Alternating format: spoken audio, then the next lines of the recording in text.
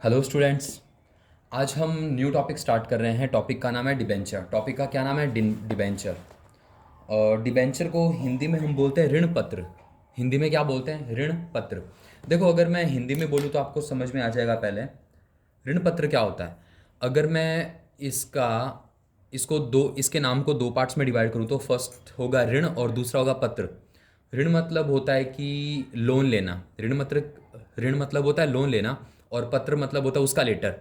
तो मतलब सर, जब हम कहीं से लोन लेंगे तो उसके बदले में जो लेटर इशू करेंगे, उसको जो लेटर देंगे कि हाँ भाई हमने आपसे लोन लिया है।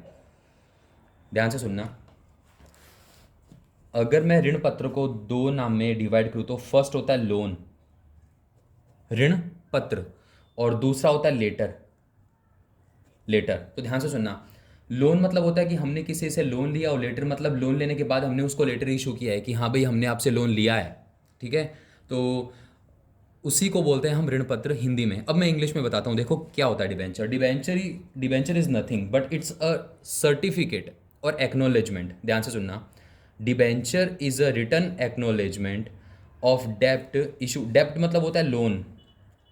लोन, डेप्ट या loan issued by a company. मतलब जब भी कोई कंपनी लोन लेती है, ध्यान से सुनना, यह है कोई कंपनी। ठीक है ना? ये कोई कंपनी है और ये पब्लिक है। देखो, इस बार जो लोन है वो किसी बैंक वगैरह से नहीं लेके हम लोग पब्लिक से लोन लेंगे। किससे लोन लेंगे सर? पब्लिक से। ये है पब्लिक। ठीक है ना? ये मार्केट है अपना। हमने क्या किया? इनसे लोन लिया है। बताओ क्या लिया? लोन। अब भाई कंपनी लोन लेके बैठी है इन लोगों से, तो इन लोगों के पास कुछ प्रूफ या कुछ सर्टिफिकेट तो होना ही चाहिए ना। तो इस लोन के बिहाफ में जो कंपनी इनको सर्टिफिकेट देगी उसी को हम क्या बोलते हैं? सर्टिफिकेट को ही क्या क्या बोलते हैं? डिबेंचर बोलते हैं। डिबेंचर। क्लियर है ये बात यहाँ तक? उस सर्टिफिकेट को क्या बोलते हैं? डिबेंचर बोलते हैं। अब सर, लोन लिया है तो लोन का रीपेमेंट भी करना पड़ेगा। जी बिल्कुल करना पड़ेगा। तो जब हम लोन का रीपेमेंट करते हैं तो लोन का रीपेमेंट कब करेंगे? जैसे मान लो 5 साल के बाद या 10 साल के बाद। तो मैं एग्जांपल लेके चल रहा हूँ, 10 साल के बाद हम इस लोन का रीपेमेंट करें तो सुनना, उस रीपेमेंट की प्रोसेस को क्या बोलते हैं? हमने इनसे लोन लिया था, ठीक है, और इनको हमने सर्टिफिकेट दिया था। अब जब मैं उसको रीपेमेंट करूंगा तो मैं क्या करूंगा? इनको लोन वापस दे दूंगा मैं। इन पब्लिक को ये जो पैसे मैंने उधार लिए थे इनको वापस दे दूंगा, और इनसे ये सर्टिफिकेट वापस ले लूंगा। क्लियर है ये बात यहाँ तक? सर्टिफिकेट वापस ले लूंगा। तो ये जो लोन का रीपेमेंट करने की प्रोसेस होती है उसको बोलते हैं हम रिडेम्पशन। उसको क्या बोलते हैं? Redemption of company, sorry, redemption of debenture. ये चीज़ समझ में आई? बिल्कुल जी सर, समझ में आ गई। अब हमें आप दोबारा एक बार पढ़ा दो। तो देखो, debenture is a return acknowledgement. Debenture is a return acknowledgement या सर्टिफिकेट किसके बिहाफ में इशू किया जाता है? डेप्ट लेने के, मतलब लोन लेने के बिहाफ में इसको इशू किया जाता है। Debenture is a return acknowledgement और सर्टिफिकेट ऑफ डेप्ट या लोन। Debenture is a return acknowledgement of डेप्ट issued by a company. Debenture को इशू कौन करती है? Issued by a company. इसको कंपनी इशू करती है। दोबारा सुन लेना मेरी बात। डिबेंचर क्या है? एक रिटर्न सर्टिफिकेट है या एक्नोलेजमेंट है लोन की बिहाफ में। ठीक है सर, बिल्कुल। और इसको इशू कौन करता है? इसको कंपनी इशू करती है। क्लियर है? और डिबेंचर की सेक्शन दी हुई है सेक्शन 2 सबसेक्शन 30 में। जो कंपनीज एक्ट 2013 चलता है ना, कंपनीज एक्ट 2013, उसमें सेक्शन 2 सबसेक्शन 30 में डिबेंचर की डेफिनेशन दी हुई है। क्लियर है सर यहाँ तक? अब डिबेंचर के कुछ एक फीचर्स है वो सुन लेना। फीचर्स बताने से पहले मैं एक चीज़ और बताना चाहता हूँ आपको। जब हमने इनसे लोन लिया, हम्म, देखो, जब भी हम किसी से लोन लेते हैं तो हमें उस लोन पे इंटरेस्ट भी पे करना पड़ता है। इंटरेस्ट भी पे करना पड़ता है। अब सुनना, हम चाहे प्रॉफिट कमाओ या मत कमाओ, हम चाहे कहीं पे जॉब करो या मत करो, हमारी कहीं से इनकम हो या मत हो, लेकिन हमें इंटरेस्ट का लोन तो पेमेंट करना ही पड़ता है। लोन का इंटरेस्ट पे करना ही पड़ता है हमें। ठीक है? तो सुनना ध्यान से। Feature of debenture. देखो, डिबेंचर की फीचर क्या है? ये एक सर्टिफिकेट होता है। बिल्कुल शॉर्ट नोट्स में बता रहा हूँ मैं आपको। डिबेंचर क्या होता है? एक सर्टिफिकेट होता है। किसके बिहाफ में इशू किया गया? लोन के बिहाफ में। ओके सर, तो डिबेंचर एक सर्टिफिकेट होता है। डिबेंचर एक सर्टिफिकेट होता है। ठीक है। Period of repayment of principal. ये जो डिबेंचर है ना, डिबेंचर ये कौन से प्रिंसिपल पे काम करता है? प्रिंसिपल। ठीक है। ये जो डिबेंचर है ये कौन से प्रिंसिपल पे काम करता है सर? डिबेंचर होता है एक तरह का लोन, और लोन जब भी हम किसी से लेते हैं तो उसको पहले ही बताना पड़ता है कि हम आपको रीपेमेंट कब करने वाले हैं। तो देखो ना, रीपेमेंट की कंडीशन भी साथ में डाल दी। जी सर, इसलिए इसको बोलते हैं कि ये रीपेमेंट की कंडीशन पे काम करता है कि हाँ भाई हम इसका रीपेमेंट करेंगे, और कंपनी हमें करना ही पड़ेगा रीपेमेंट क्योंकि हमने लोन लिया है। ठीक है। Period of repayment of principal, ये रीपेमेंट ऑफ प्रिंसिपल पे काम करता है। ठीक है सर। Fix interest. अच्छा, हमने लोन लिया है तो उसके पीछे हमें इंटरेस्ट तो पे करना ही पड़ेगा ना। बैंक से हम लोन लेके आते हैं तो इंटरेस्ट पे नहीं करते क्या सर? बिल्कुल करते हैं। हमने हमारे किसी किसी पड़ोसी से लोन लिया तो उसको इंटरेस्ट तो पे करेंगे ना। इंटरेस्ट पे करते हैं नॉर्मली 6 मंथ से, ठीक है। कुछ केसेस में साल भर से, एक एक साल से हमें इंटरेस्ट पे करना है, कुछ केसेस में हमें 6 6 महीने से। देखो हमने जो बैंक में पैसे डिपॉजिट करवा रखे हैं ना, तो बैंक भी हमें 6 6 महीने से इंटरेस्ट देता है। बैंक भी हमें क्या करता है? 6 मंथ से इंटरेस्ट देता है। तो नॉर्मली इसको 6 मंथ से इंटरेस्ट दिया जाता है, या कुछ केसेस में 12 मंथ से, मतलब कि 1 ईयर। 1 ईयर या तो हाफ ईयरली या फिर फुल ईयर। Okay sir. अच्छा, ये जो डिबेंचर होते हैं ना, जो हमने जिनको डिबेंचर दिए है, देखो हमने सबसे पहले लोन लिया है। लोन लेने के बाद इनको सर्टिफिकेट इशू किया, तो सर्टिफिकेट इशू, जो सर्टिफिकेट होता है उसी को बोलते हैं डिबेंचर। क्लियर है? अब ये डिबेंचर ये पर्सन होल्ड कर रहे हैं, इन लोगों के पास डिबेंचर्स आ गए, इसके पास भी आ गया, इसके पास, इन सब के पास, तो इन पर्टिकुलर पर्सन को बोला जाता है डिबेंचर होल्डर। इनको क्या बोला जाता है? Debenture holder. क्योंकि ये डिबेंचर को होल्ड कर रहे हैं, इनको बोला जाता है डिबेंचर होल्डर। तो देख सुनना, जब भी कंपनी में मेन डिसीजन लिया जाएगा, एजीएम होगा, एनुअल जनरल मीटिंग होगा या ईजीएम होगा, उस कंडीशन में कंपनी में ना शेयर होल्डर्स की मीटिंग रखी जाती है। कौन से शेयर होल्डर की सर? इक्विटी शेयर वालों की, प्रेफरेंस शेयर वालों की, उनकी मीटिंग रखी जाती है। और उस मीटिंग में इक्विटी शेयर वालों को वोटिंग राइट होता है, किसी भी डिसीजन में वो अपना वोटिंग कर सकते हैं। लेकिन डिबेंचर होल्डर को ऐसा कोई राइट नहीं होता। डिबेंचर होल्डर को no debenture holder has a no voting right. Clear है? तो no voting right on debenture holder, no voting right, इनको कोई भी वोटिंग राइट नहीं होता। समझ आई क्या बात इतनी? जी सर। तो भाई डिबेंचर एक सर्टिफिकेट होता है, period of repayment of principal, ये रीपेमेंट के प्रिंसिपल पे काम करता है। किस पे? रीपेमेंट की। हमें डिबेंचर का जो अमाउंट है उसका रीपेमेंट करना ही पड़ेगा वापस कुछ समय के बाद में, 5 साल, 10 साल, 15 साल, 20 साल के बाद में। फिक्स्ड इंटरेस्ट, इन पे हमें फिक्स इंटरेस्ट के रेट से फिक्स इंटरेस्ट के रेट से इंटरेस्ट पे करना पड़ता है। Okay sir. इनको नो वोटिंग राइट, इनको कोई वोटिंग राइट नहीं होता। ओके। अब एक चीज़ और सुनना, कंपनी ने ये लोन लिया है तो ये लोन, देखो लोन होता है दो टाइप का, एक होता है शॉर्ट टर्म, एक होता है लॉन्ग टर्म। शॉर्ट टर्म, एक होता है लॉन्ग टर्म। ठीक है? तो ये जो डिबेंचर है ना, ये डिबेंचर एक तरह का लॉन्ग टाइम पीरियड के लिए होता है, लॉन्ग टाइम। ठीक है ना? शॉर्ट टाइम पीरियड के लिए नहीं होता। जो शॉर्ट टाइम होता है वो अप टू 12 मंथ के लिए होता है, और जो मोर देन 12 मंथ के लिए होता है वो होता है लॉन्ग टर्म। 12 महीने से कम के लिए जो होता है वो होता है शॉर्ट टर्म, और जो 12 महीने से ज्यादा पीरियड के लिए होता है वो होता है लॉन्ग टर्म। क्लियर है सर? तो इसको हम बोलते हैं लॉन्ग टर्म बोरोइंग या लॉन्ग टर्म डेप्ट। डेप्ट का मतलब मैंने आपको क्या बताया था? लोन। ठीक है? लॉन्ग टर्म बोरोइंग या डेप्ट या लोन, ये हमारा एक तरह का लॉन्ग टर्म लोन होता है। ये हमने लॉन्ग टर्म के लिए लिया है, लिया ना, 5 साल के लिए, 10 साल के लिए, 15 साल के लिए, अभी बताया था मैंने। जी सर। एक ये सबसे लास्ट पॉइंट है, ये आपको अभी कुछ देर बाद में समझ में आएगा। Secured by charge on the assets, secured by charge against assets. जी सर। तो इतनी बात समझ में आई सबको? जी सर, इतनी बात तो समझ में आ गई हमें। अब आप हमें आगे बताओ कि सर आपने हमें ये क्या बोला कि ये पॉइंट आपको थोड़ी देर बाद में समझ में आएगा। देखो, secured by charge on the assets, ठीक है ना? अब मैं आपको समझाता हूँ काइंड्स ऑफ डिबेंचर। थोड़ा बहुत समझ में आ रहा है कि सर डिबेंचर क्या होता है? डिबेंचर एक तरह का लोन होता है जो कि कंपनी पब्लिक से लेती है लोन, और उसके बदले में सर्टिफिकेट इशू करती है। उस सर्टिफिकेट को ही हम बोलते हैं डिबेंचर। सर्टिफिकेट या एक्नॉलेजमेंट इशू करती है कंपनी, उसको बोलते हैं डिबेंचर। जी सर। तो सर इसकी एंट्रीज वगैरह कैसे होगी? अरे एज इट इज़ वैसे ही होगी जैसे हमने शेयर के लिए किया था। ठीक है?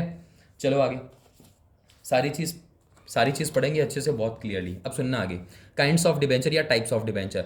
डिबेंचर कितने टाइप के होते हैं? ठीक है ना? तो डिबेंचर होते हैं हमारे पास टोटल 12 टाइप्स के, 12 टाइप्स के डिबेंचर होते हैं। अरे सर 12 तरह के डिबेंचर? अरे इतना टिपिकल नहीं है, बहुत ईजी है। देखो, आपको केवल ये नाम याद रखना है जो मैं बता रहा हूँ अभी। सबसे पहले on the basis of security, on the basis of security. देखो, on the basis of security का मतलब क्या होता है? इसमें हमारे पास दो तरह के डिबेंचर होते हैं। पहला होता है सिक्योर्ड डिबेंचर, दूसरा होता है अनसिक्योर्ड डिबेंचर। देखो मैं लिख देता हूं, सिक्योर्ड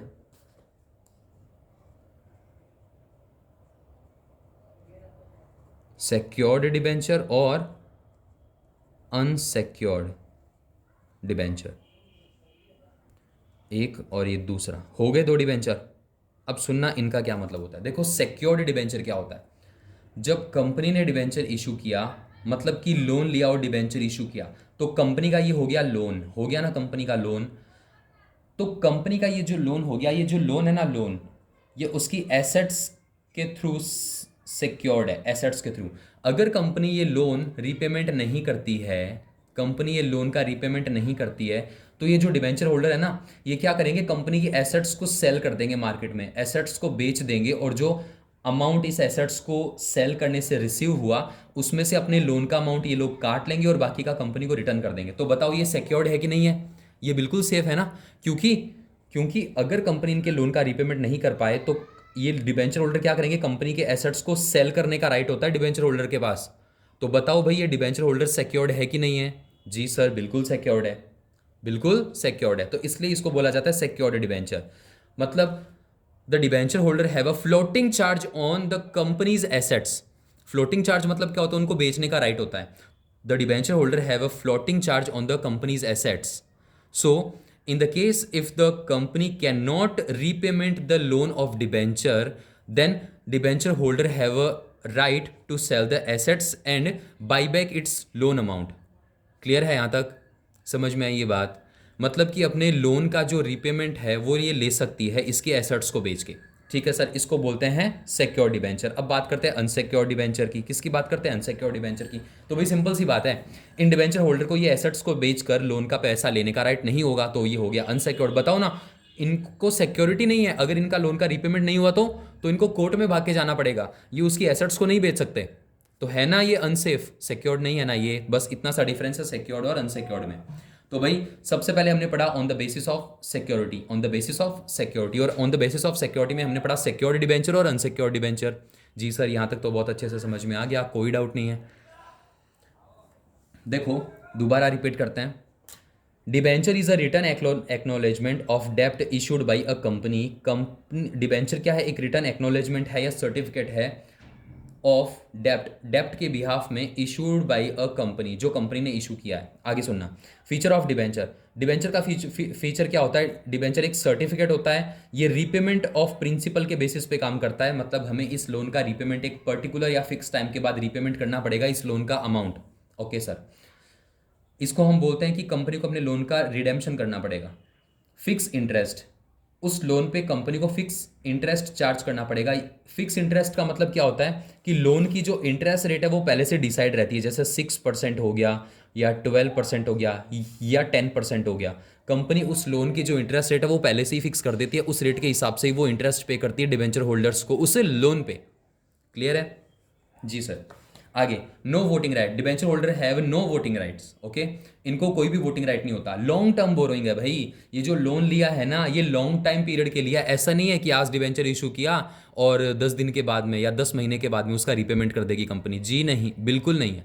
समझ में ही बात? उसका जो रीपेमेंट होगा वो 1 साल के बाद में होगा, 2 साल, 5 साल, 10 साल, 20 साल के बाद। ठीक है सर, समझ आया? बिल्कुल। Secured by assets on the, secured by charge on the assets. तो ये चीज आपको अभी क्लियर हो गई होगी। सिक्योर्ड होता है, सिक्योर्ड डिबेंचर होता है और अनसिक्योर्ड डिबेंचर होता है। जी सर बिल्कुल समझ में आ गया। उसके बाद बात करते हैं रिडेम्पशन। उसके बाद किसकी बात करता है? Redemption. On the basis of redemption, on the basis of redemption, on the basis of security हो गया। अब on the basis of redemption की बात करते हैं। देखो on the basis of redemption में हमारे पास फिर से 2 तरह के डिबेंचर है, 1 और 2। ठीक है, तो फर्स्ट है हमारे पास redeemable debenture, redeemable, redeemable debenture, और second one is irredeemable debenture. Second कौन सा है अपने पास? Irredeemable, irredeemable debenture. देखो अभी मैंने आपको बताया था रिडेम्पशन क्या होता है। रिडेम्पशन, रिडेम्पशन होता है जब कंपनी अपने लोन का रीपेमेंट कर देती है, उस पूरी प्रोसेस को हम बोलते हैं रिडेम्पशन करना। तो ठीक है, रिडीमेबल डिबेंचर क्या होता है? रिडीमेबल डिबेंचर क्या होता है? देखो इररिडीमेबल डिबेंचर इंडिया में कंपनीज इशू नहीं कर सकती, ये चीज़ मैं आपको पहले ही क्लियर कर देता हूँ। इसका जब मैं मतलब इसका जब मैं मीनिंग एक्सप्लेन करूंगा तो आपको समझ आ जाएगा कि ये क्यों नहीं इशू कर सकती। देखो रिडीमेबल क्या होता है? जब भी कंपनी डिबेंचर इशू करती है ना, डिबेंचर इशू करती है तो इशू के टाइम पे ही, इशू के टाइम पे ही वो पब्लिक को बता देगी कि मैं इस डिबेंचर का रिडेम्पशन कब करूंगी, मतलब इस डिबेंचर या लोन का रीपेमेंट कब करूंगी। रीपेमेंट कंपनी कब करेगी? सर रीपेमेंट करेगी मान लो 10 साल के बाद में, तो इसको बोलते हैं रिडीमेबल डिबेंचर। इसको क्या बोलते हैं? Redeemable debenture.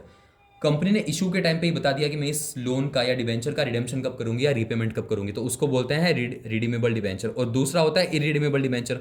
जब कंपनी डिबेंचर इशू करती है तो उस टाइम पे वो बताती नहीं है कि मैं इस लोन का रीपेमेंट कब करूंगी। अरे वाह, ये क्या बात हुई, आपने मुझसे लोन लिया और आपने मुझे बताया नहीं कि मैं लोन का रीपेमेंट कब करूंगा। हैं, ये क्या बात हुई भाई। लोन लेने का मतलब तो ये है कि आपको पहले ही बताना पड़ता है कि भाई मैं 1 साल बाद में दे दूंगा या 2 साल बाद में या 2 महीने बाद में। समझ आई बात। तो रिडीमेबल डिबेंचर मतलब eight the time of the issue of the debenture company को ये मेंशन करना पड़ता है कि वो इस डिबेंचर का रिडेम्पशन कब करेगी। वो होता है रिडीमेबल डिबेंचर। और इरिडीमेबल क्या होता है, कंपनी इशू के टाइम पे ये नहीं बताती कि मैं उसका रिडेम्पशन कब करूंगी। ठीक है, तो ये जो सेकंड केस है ना इरिडीमेबल, तो सर इसमें क्या कंपनी उनका रिडेम्पशन करती नहीं है, लोन का रीपेमेंट करती नहीं है? क्यों नहीं करती, बिल्कुल करना पड़ता है। लेकिन कब करती है? At the time of winding up, जब कंपनी बंद होगी, जब कंपनी क्लोज होगी, जब कंपनी समापन में जाएगी, तो उस टाइम पे ऐसे ये जो इरिडीमेबल डिबेंचर उसका समापन होगा। अब ये क्या पता कंपनी 50 साल में बंद हो या 500 साल में बंद हो, श्योरिटी नहीं है ना। इसलिए इस टाइप के डिबेंचर कंपनी इशू नहीं कर सकती इंडिया में, according to companies act 2013। Clear है? जी सर, बिल्कुल क्लियर है। पहला हो गया on the basis of security, on the basis of redemption. On the basis of security में क्या हो गया, सिक्योर डिबेंचर और unsecure debenture. On the basis of redemption में क्या क्या हो गया, रिडीमेबल डिबेंचर और इरिडीमेबल डिबेंचर। यहां तक समझ आ जाना चाहिए सबको। जी सर, समझ में आ गया। आगे चलते हैं on the basis of registration. On the basis of registration तो इसमें भी बिल्कुल सिंपल सा, एक होता है रजिस्टर्ड, एक होता है बियरर डिबेंचर। रजिस्टर्ड,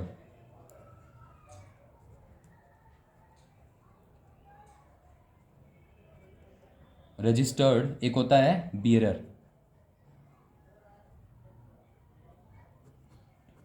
देखो, रजिस्टर्ड डिबेंचर क्या होता है, जब कंपनी ने डिबेंचर इशू किए पब्लिक में इशू किए, तो जिन जिन शेयर होल्डर को कंपनी ने डिबेंचर दिए हैं, जिन लोगों को, जिन पीपल्स को कंपनी ने डिबेंचर दिए हैं, उन सभी के नाम और एड्रेस कंपनी अपने बुक में लिख लेती है, रजिस्टर कर लेती है अपने पास उसको, कि हाँ भाई फलाना ढिमकाना पर्सन को दिया है, इसको दिया है, उसको दिया, उन सभी का नाम वगैरह कंपनी अपने रजिस्टर में रजिस्टर्ड कर लेती है। तो उसको बोलते हैं रजिस्टर्ड डिबेंचर। उसको क्या बोलते हैं, रजिस्टर्ड डिबेंचर। इसका मतलब ये है कि जिस पर्सन को दिया है वो डिबेंचर उसी के पास रहेगा, उस पर्सन के पास ही रहेगा। और जब भी कंपनी इंटरेस्ट देगी उस लोन पे, तो उस पर्टिकुलर पर्सन को ही देगी जिसका नाम रजिस्टर्ड में नोट है। क्लियर है? इसको बोलते हैं रजिस्टर्ड। एक होता है बियरर डिबेंचर, ऐसा डिबेंचर जो जिनका नाम कंपनी के रजिस्टर में नहीं है। मतलब मान लो मैंने ए और बी को डिबेंचर दिया और उनका नाम मैंने मेरे रजिस्टर में नोट कर लिया, तो वो हो गया रजिस्टर्ड डिबेंचर। क्लियर है? अब जब मैं इंटरेस्ट दूंगा तो उन ए और बी को ही दूंगा जिनको मैंने डिबेंचर दिया था। अब बात करता हूं बियरर डिबेंचर की। तो बियरर डिबेंचर क्या होता है, मान लो मैंने ए और बी को दिया है डिबेंचर। अब ए और बी को मैंने डिबेंचर दिया, उन्होंने आगे किसी एक्स और वाई को वो डिबेंचर्स सेल कर दिए, एक्स और वाई को वो डिबेंचर उन लोगों ने सेल कर दिए। तो अब देखो ना, वो जो डिबेंचर है वो उनके पास से उनके पास चले गए, ट्रांसफर हो गया डिबेंचर्स का। डिबेंचर का क्या हो गया, ट्रांसफर। ए और बी ने एक्स और वाई को दे दिया। जी सर, बिल्कुल दे दिया। तभी तो हमने उनका नाम नहीं लिखा। ऐसे मैं कितने का नाम लिखता रहूं, पहले मैं एक्स का लिखूं, फिर एक्स, सबसे पहले मैं ए और बी का लिखूं। जब ए और बी ने अपने डिबेंचर का ट्रांसफर कर दिया तो फिर मैं ए और बी का नाम काट के रजिस्टर में से कहाँ लिखूं, उसी रजिस्टर में एक्स और वाई का लिखूं। तो ये तो क्या कर रहा हूं मैं, समझ आ रही है ना बात। इसलिए मैंने क्या बोल दिया कि हाँ भाई ये बियरर डिबेंचर है, अब आपकी जो मर्जी है, जहां मर्जी है इसको बेचो या खरीदो। तो सर इस ऐसे केस में हम उनको इंटरेस्ट कैसे पे करेंगे। तो ऐसे केस में क्या होता है, उनके जो डिबेंचर होते हैं उनके साथ में कूपन्स लगे हुए होते हैं। डिबेंचर के साथ क्या लगे होते हैं, कूपन्स। तो जो भी इंटरेस्ट की ड्यू डेट पे वो कूपन बैंक में डिपॉजिट करवाएगा ना, वो कूपन उसी के अकाउंट में वो इंटरेस्ट पे कर देंगे। हम नहीं जानते ए और बी कौन है। समझ में आई बात। बियरर डिबेंचर के केस में, बियरर डिबेंचर के केस में क्या होता है कि मान लो हमने बियरर डिबेंचर इशू किया मार्केट में और वो मैंने ए बी सी को दिया है। तो अब जब बात आएगी डेट ऑफ इंटरेस्ट की, तो मैं ए बी सी को नहीं दूंगा वो इंटरेस्ट, जो भी उस डिबेंचर के साथ लगा हुआ कूपन बैंक में लाके दिखाएगा या कंपनी को दिखाएगा कि हाँ भाई ये मेरे पास है, तो मैं उसी को इंटरेस्ट का पेमेंट कर दूंगा। समझ में ही बात। तो ऐसा होता है बियरर डिबेंचर। एक होता है रजिस्टर्ड जिनका नाम कंपनी के रजिस्टर में नोट है, और एक होता है बियरर डिबेंचर जिनका नाम कंपनी के रजिस्टर में रिकॉर्ड नहीं है। तो ये हो गया on the basis of registration. अब बात करता हूं on the basis of repayment priority. On the basis of repayment priority, देखो रीपेमेंट प्रायोरिटी के हिसाब से एक होता है हमारे पास फर्स्ट डिबेंचर, फर्स्ट डिबेंचर, एक होता है सेकंड डिबेंचर। सेकंड डिबेंचर, मान लो कंपनी ने फर्स्ट और सेकंड दोनों टाइप्स के डिबेंचर इशू कर रखे हैं, और अब जब कंपनी लोन का रीपेमेंट कर रही है, तो रीपेमेंट कर रही है तो बताओ सबसे पहले फर्स्ट डिबेंचर को करेगी या सेकंड डिबेंचर को करेगी? जी सर, प्रायोरिटी तो फर्स्ट डिबेंचर की है जी, इसलिए इसका नाम फर्स्ट डिबेंचर है। तो कंपनी ये जो फर्स्ट डिबेंचर, सेकंड डिबेंचर, इस तरह के डिबेंचर होते हैं, तो कंपनी अपने लोन का रीपेमेंट करते टाइम पे सबसे पहले फर्स्ट डिबेंचर को करेगी, फिर करेगी सेकंड डिबेंचर को। पैसे समझ में आई इतनी बात? इसलिए इसको बोलते हैं प्रायोरिटी। तो भाई बताना फर्स्ट डिबेंचर की फर्स्ट प्रायोरिटी की सेकंड डिबेंचर की? सर फर्स्ट डिबेंचर की फर्स्ट प्रायोरिटी बनती है। ओके, तो इस तरह से होता है। अच्छा सर ये फर्स्ट और सेकंड क्या होता है? देखो मान लो कंपनी को अपनी पूरी लाइफ टाइम में केवल एक ही बार डिबेंचर इशू करने पड़े, तो वो क्या हो जाएंगे? First debenture. कंपनी को अपनी पूरी लाइफ में 2 बार डिबेंचर इशू करने पड़े, 2 टाइप्स के, तो पहली बार जब इशू किया वो तो फर्स्ट डिबेंचर, और जब दूसरी बार इशू किया वो सेकंड डिबेंचर। समझ में आई इतनी बात? और जब थर्ड टाइम इशू करेगी, मतलब तीसरे टाइप्स के डिबेंचर, तो उसको बोल देंगे थर्ड डिबेंचर। ओके सर, तो ये हो गया रीपेमेंट प्रायोरिटी के बेसिस पे, रीपेमेंट प्रायोरिटी के बेसिस पे। अब बात करते हैं इंटरेस्ट रेट के हिसाब से। इंटरेस्ट रेट के हिसाब से, तो इंटरेस्ट रेट के हिसाब से हमारे पास हो गया एक specific coupon rate debenture, specific coupon rate, या फिर मैं स्पेसिफिक रेट के हिसाब से लिख दूं इसको, स्पेसिफिक रेट, यहां नीचे लिख रहा हूं।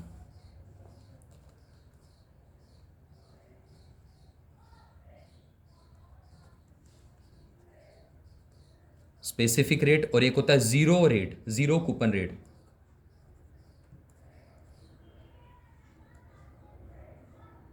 COUPON, coupon rate. देखो specific rate, specific coupon rate या जीरो कूपन रेट में क्या डिफरेंस है?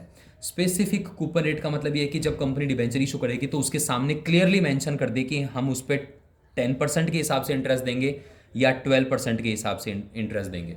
तो जब स्पेसिफिक रेट लिखी हुई होती है वो होता है स्पेसिफिक कूपन रेट डिबेंचर, जब क्लियरली उसने इंटरेस्ट रेट मेंशन कर दी। और जीरो कूपन रेट में क्या होता है? वो इंटरेस्ट रेट बताती नहीं है, no interest rate is mention before the name of debenture.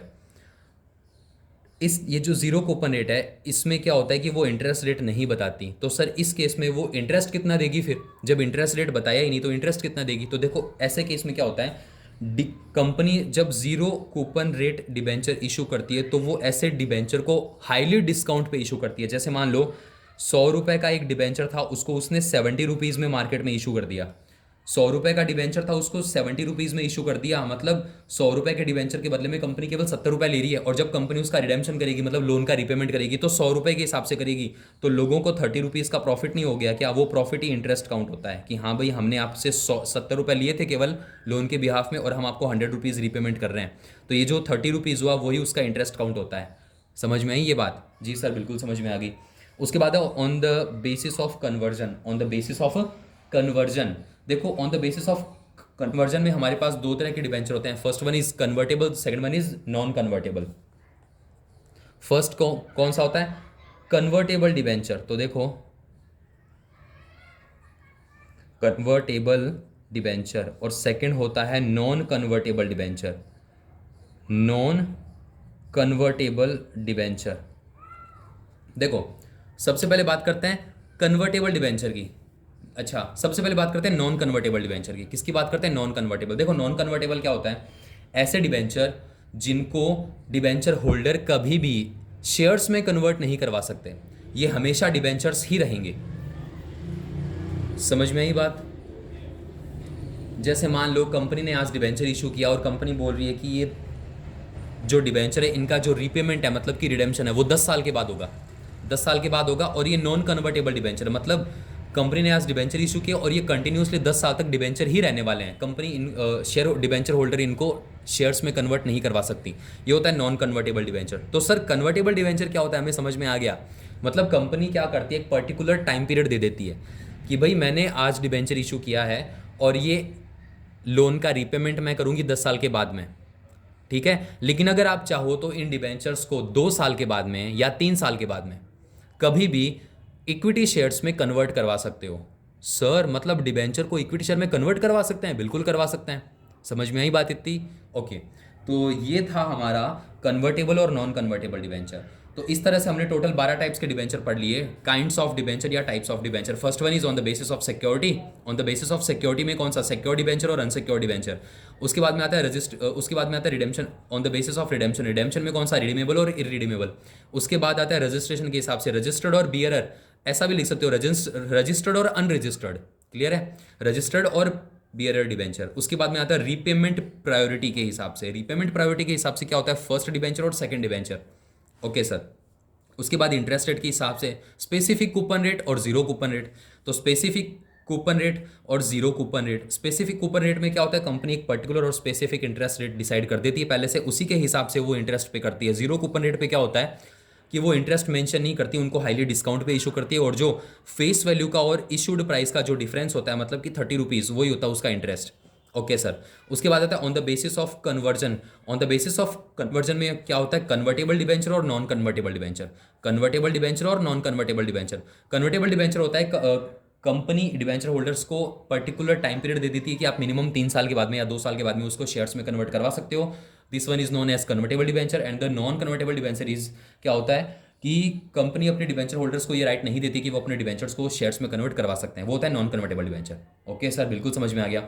तो ये था अपना डिबेंचर की थोड़ी बहुत थ्योरीज। आपको क्या करना है, इसका नॉर्मल ये जो मैंने एक डेफिनेशन लिखाई है एक लाइन की, ये याद करना, 2-3 इसके फीचर्स याद कर लेना। उसके बाद में काइंड्स ऑफ डिबेंचर आपको पढ़ना है अच्छे से, बुक में से बिल्कुल देख के अच्छे से पढ़ोगे। नहीं समझ में आता है तो मैं आपको बताऊंगा दोबारा। ध्यान से सुनना एक बात और, ये जो टाइप्स ऑफ डिबेंचर है ना, 1 2 3 4 5 6 7 8 9 10 11 12, इनको आप अच्छे से पढ़ना घर पे, क्योंकि इसमें से एक थ्योरी का क्वेश्चन बन सकता है 1 नंबर का, श्योर बनेगा। ठीक है, क्वेश्चन लिखा हुआ आ जाएगा, what do you know about registered debenture, तो उसको बताना पड़ेगा रजिस्टर्ड डिबेंचर क्या होता है। लिखा हुआ आएगा जीरो कूपन रेट डिबेंचर क्या होता है, जीरो कूपन रेट डिबेंचर। ऐसे क्वेश्चन बनते हैं बिल्कुल। ठीक है, 1 नंबर का क्वेश्चन इसमें से श्योर आएगा, मोस्ट इंपॉर्टेंट। 1 से 2 नंबर का क्वेश्चन बिल्कुल थ्योरी का आएगा इसमें से। ठीक है, तो ये चीज़ आप पढ़ना। हम कल पढ़ेंगे कंपनी अपने डिबेंचर कितने टाइप्स से इशू कर सकती है। ठीक है, मतलब कि एसेट्स परचेज कर सकती है या फिर कैश के बदले में, ये सारी चीज़ें अपन नेक्स्ट क्लास में पढ़ेंगे। इसकी कम से कम 5 से 6 लेक्चर आएंगे। ठीक है, तो कंटिन्यू देखते रहो और घर पे पढ़ाई करते रहो और मास्क का यूज़ करते रहो, क्योंकि सेफ्टी रखोगे तो सबके लिए बेटर होगा। क्लियर है यह बात यहाँ तक? चलो भाई, मिलते हैं नेक्स्ट क्लास में, तब तक के लिए थैंक यू।